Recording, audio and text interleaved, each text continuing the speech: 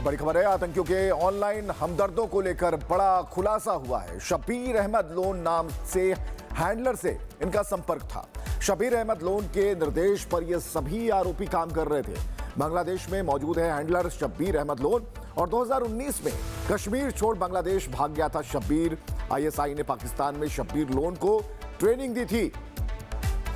तो metro station, poster और साजिश, इस पूरे वाक्य के भीतर की कहानी हम आपको बता रहे हैं। शब्बीर अहमद लोन का नाम सामने आ रहा है, जिसके निर्देश पर ये सभी आरोपी एक्टिव थे।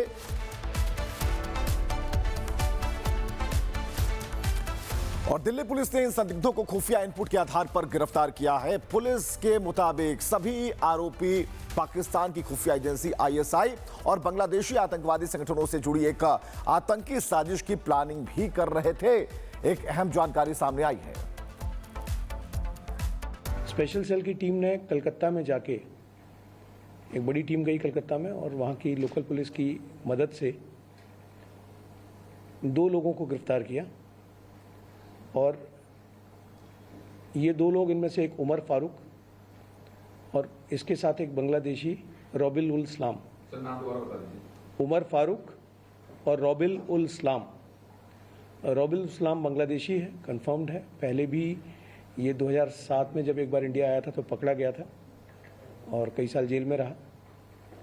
इन दोनों को गिरफ्तार किया है और इनसे कहानी का खुलासा हुआ कि दिल्ली में कई जगह जो एंटी इंडिया पोस्टर्स लगाए गए थे, टेररिस्ट को इगलाइज करते हुए जो पोस्टर्स लगाए थे, वो इन्हीं दोनों ने लगाए थे। बाद में पता चला कि इंट्रोगेशन से और इन्वेस्टिगेशन से पता चला कि इनको डायरेक्शन जो है वो बांग्लादेश में बैठा हुआ एक शब्बीर अहमद लोन दे रहा था। शब्बीर अहमद लोन।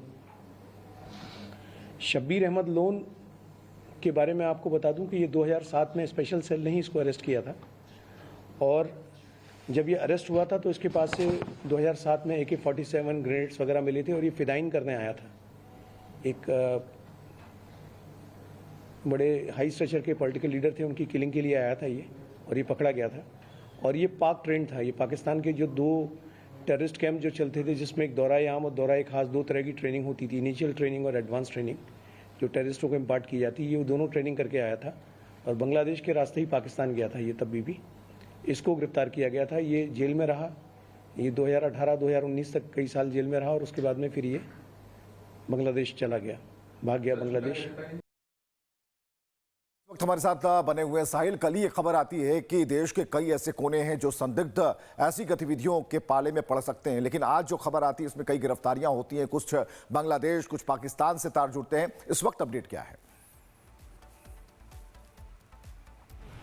हाँ, देखिए, ताज़ा अपडेट ये है कि शब्बीर अहमद जो कि बांग्लादेश में मौजूद है, वो पूरे इस जो टेरर मॉड्यूल है उसका मेन हैंडलर बताया जा रहा है। और जिन 8 संदिग्ध आतंकियों को दिल्ली पुलिस की स्पेशल सेल ने गिरफ्तार किए, सभी 8 के 8 शब्बीर अहमद के डायरेक्ट संपर्क में मौजूद थे। शब्बीर अहमद जो है वो पाकिस्तान आईएसआई से वो ट्रेनिंग ले चुका है, जिसके बाद ये बांग्लादेश जाके छिपता, वहीं से अपना टेरर मॉड्यूल ऑपरेट कर रहा था। बांग्लादेश से लश्कर टेरर मॉड्यूल को शब्बीर अहमद ऑपरेट कर रहा है। और ऐसा माना जा रहा है कि जिस तरीके से तस्वीरें सामने हैं उससे ये लगता है कि एक बड़ी साजिश को अंजाम देने की तैयारी में थे, क्योंकि उमर जो था, उमर के पक्ष के जो पोस्टर थे दिल्ली और तमिलनाडु में चस्पा किए गए थे। उसके बाद से एजेंसियों और स्पेशल सेल की टीम एक्टिव हुई थी। लेकिन 8 की गिरफ्तारी एक महत्वपूर्ण मानी जा रही है और इनसे ये पता लगाया जा रहा है कि आखिरकार कौन कौन से स्टेट या कौन कौन सी लोकेशन इनके टारगेट पे थी और किस तरीके से आतंकी साजिश को फिराक में हमला देने की तैयारी कर रहे थे।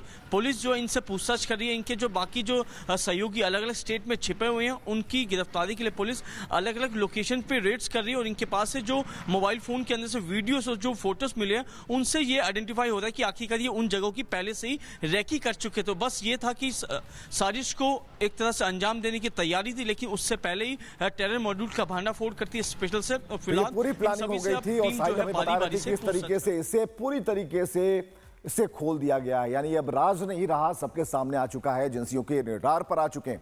राष्ट्रीय राजधानी दिल्ली में आतंकी हमले का अलर्ट जारी है और इस बीच बड़ी आतंकी जो साजिश है बेनकाब हो गई है। पुलिस ने बड़े आतंकी हमले की प्लानिंग बनाने वाले 8 संदिग्ध लोगों को गिरफ्तार कर लिया और ये आरोपी पाकिस्तान, आईएसआई और बांग्लादेश के आतंकी संगठनों के इशारे पर काम कर रहे थे।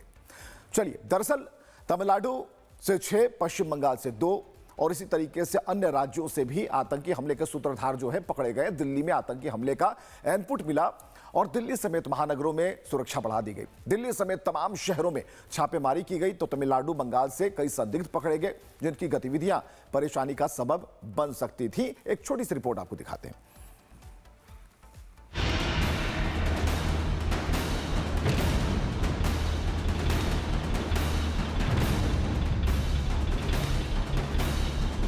दिल्ली को दहलाने का आतंकी ख्वाब फेल हो गया। आतंकियों की साजिश पर सुरक्षा बलों ने ऐसा हंटर चलाया जिससे उनके मंसूबे धरे के धरे रह गए। सुरक्षा बलों की सतर्कता ने बड़े आतंकी साजिश को नाकाम कर दिया। दिल्ली में सुरक्षा बलों को आतंकी हमले का इनपुट मिला था, जिसके बाद ताबड़तोड़ छापेमारी की गई। दिल्ली सहित देश के तमाम बड़े शहरों में ऑपरेशन चलाया गया, जिसके बाद तमिलनाडु और पश्चिम बंगाल में संदिग्धों को पुलिस ने गिरफ्तार किया। सुरक्षा बलों ने तमिलनाडु से 6 संदिग्धों को पकड़ा, जबकि पश्चिम बंगाल से भी 2 संदिग्ध पकड़े गए। अब तक कुल 8 संदिग्ध पुलिस की गिरफ्त में आ चुके हैं।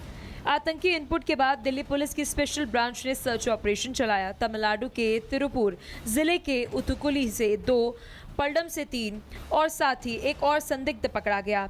पकड़े गए संदिग्धों की पहचान मिजानुर रहमान, मोहम्मद शबाहत उमर, मोहम्मद लितान, मोहम्मद शाहिद, मोहम्मद उज्जल के तौर पर हुई है। अब रहमान राज बताएगा, शहाबत सच बोलेगा और उमर, लितान, शाहिद और उज्जल भी सब उगलेंगे।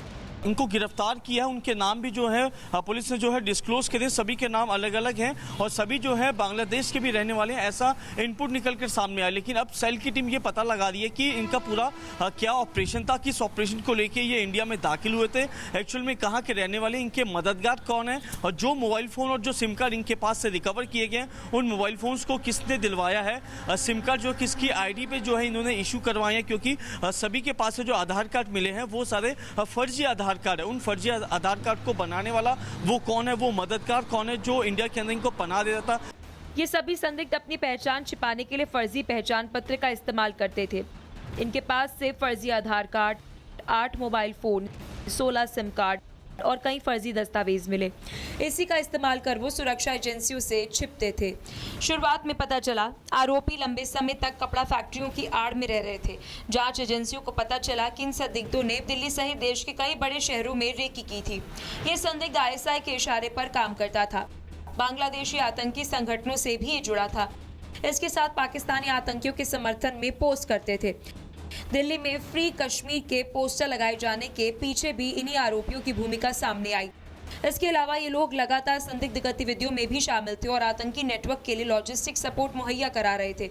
लगातार संदिग्ध गतिविधियों में शामिल थे और इन्हें ये सब करने के लिए विदेश से फंडिंग भी मिली थी।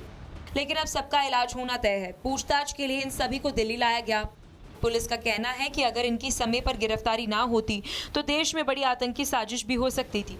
सुरक्षा बलों को दिल्ली में आतंकी हमले का इनपुट भी मिला था, जिसके बाद दिल्ली सहित महानगरों में सुरक्षा बढ़ा दी गई थी। संदिग्धों को पकड़ने के लिए तमाम शहरों में छापेमारी भी की जा रही थी, जिसके बाद ये संदिग्ध पकड़े गए। सुरक्षा एजेंसियां अब इनसे पूछताछ कर रही हैं। आतंक के हर एंगल की जांच भी की जा रही है। Bureau report, Republic Bharat.